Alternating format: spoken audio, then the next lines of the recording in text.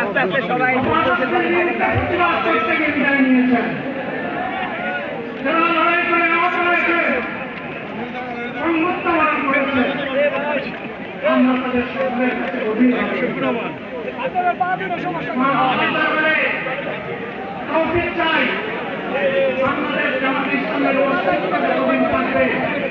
আল্লাহ যেন তাদের ঋণ পরিশোধ করার শক্তিটা ততদিন আমাদেরকে দান করে।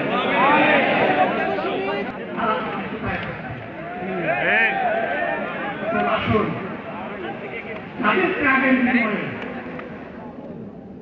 আল্লাহ তাআলার এই নিয়ামত পাওয়া তাদেরকে অবজ্ঞা এবং অবহেলা না, শিশু বলে তাদেরকে যেন তুচ্ছ তাচ্ছিল্য না, অহংকার করে অন্য দলকে যেন তুচ্ছ তাচ্ছিল্য না, অরাজনৈতিক ভাষায় আমরা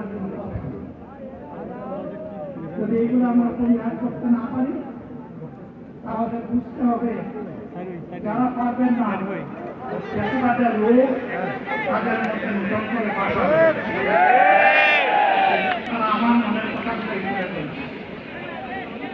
আমি শুধু বলতে চাই আগামীর বাংলাদেশটা কেমন হবে আমি বলি আর একটা লড়াই হবে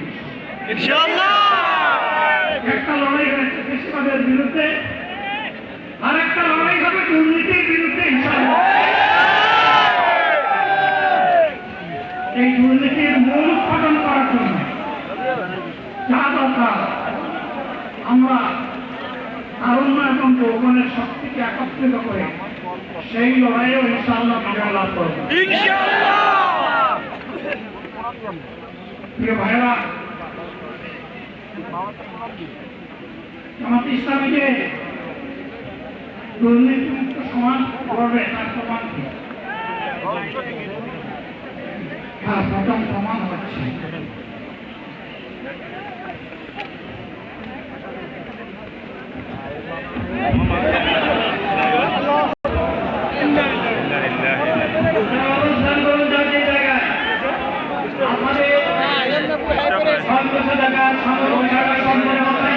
সবাই গ্রামে থাকেন, সবাই তার নিশ্চিত জায়গায় অবস্থান গ্রহণ করেন, সবাই তার নিশ্চিত জায়গায় অবস্থান গ্রহণ করেন। আপনারা নিশ্চিত জায়গায় থাকুন, নির্দেশনা দেওয়া হবে। আপনাদের উত্তেজিত হওয়ার কোনো কারণ নেই। মহান রব্বুল আলামিনের একান্ত মেহেরবানিতে আমাদের প্রোগ্রাম আলহামদুলিল্লাহ শুকরান।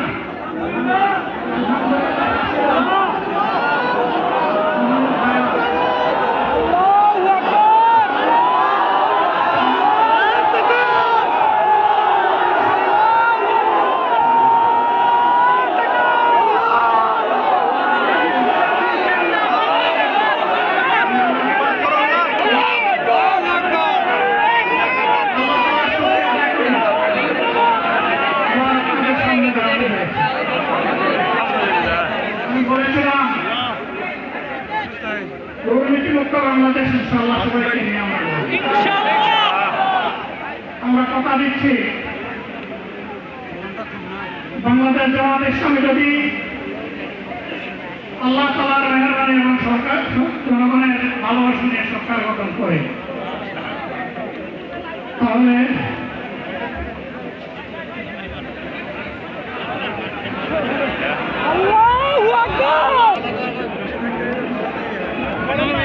সবাই মেহরবানি করে শান্ত হয়ে বসুন, শান্ত হয়ে বসুন।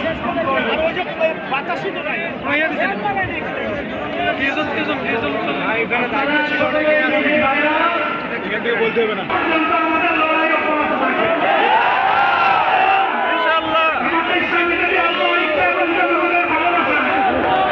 বাংলাদেশের মানুষের সেবা করার সুযোগ পায়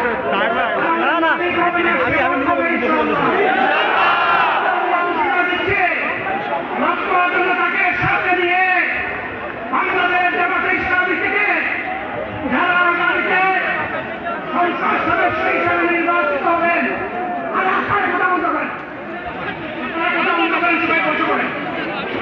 থেকে সংসদ সদস্যরা নির্বাচিত হয়ে সরকার গঠন করেন, তাহলে কোন এমপি, কোন মন্ত্রী আগামীতে সরকারে কিন্তু ভোট গ্রহণ করবে না। কোন এমপি এবং কোন মন্ত্রী ট্যাক্সবিহীন কোন গাড়ি চলবে না। কোন এমপি এবং কোন মন্ত্রী তার নিজের হাতে কোন টাকা চালাচালি করবে না। কোন এমপি এবং কোন মন্ত্রী যদি তার নির্দিষ্ট কোন কাজের জন্য বরাদ্দ পেয়ে থাকেন, কাজটি শেষ হওয়ার সাথে সাথে বাংলাদেশের 18 কোটি মানুষের কাছে তারা তার প্রতিবেদন তুলে ধরতে বাধ্য হবে। সম্মানিত বন্ধুগণ, দাদা আমরা নিব না, দুর্নীতি আমরা করবো না, আমরা নিচে দেব না, দুর্নীতি আমরা সহ্য করবো না। এই বাংলাদেশটাই আমরা দেখতে চাই, তোমাদেরকে আমরা স্পষ্ট ভাষায় বলতে চাই।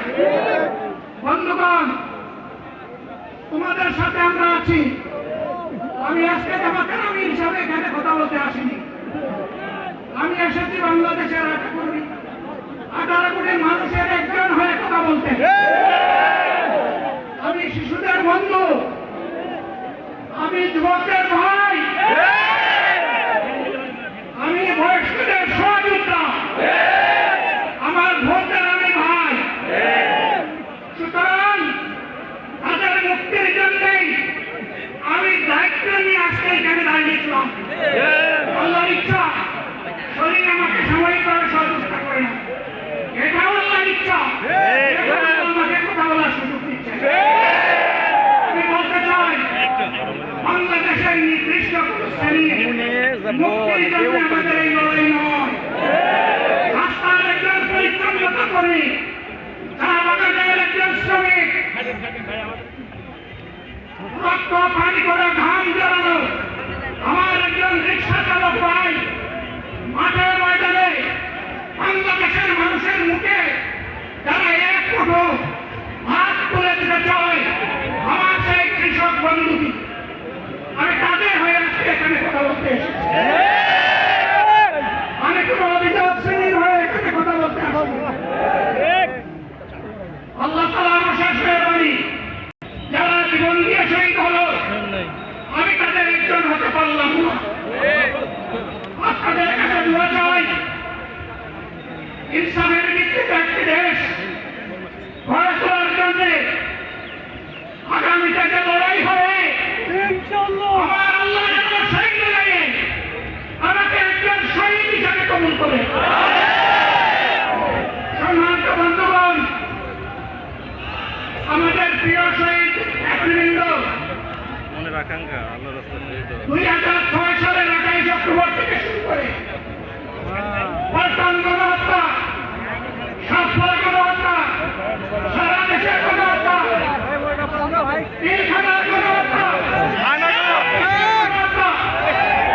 এই গণহত্যা যারা করেছে তাদের সকলের বিচার বাংলাদেশের মাটিতে নিশ্চিত করতে হবে।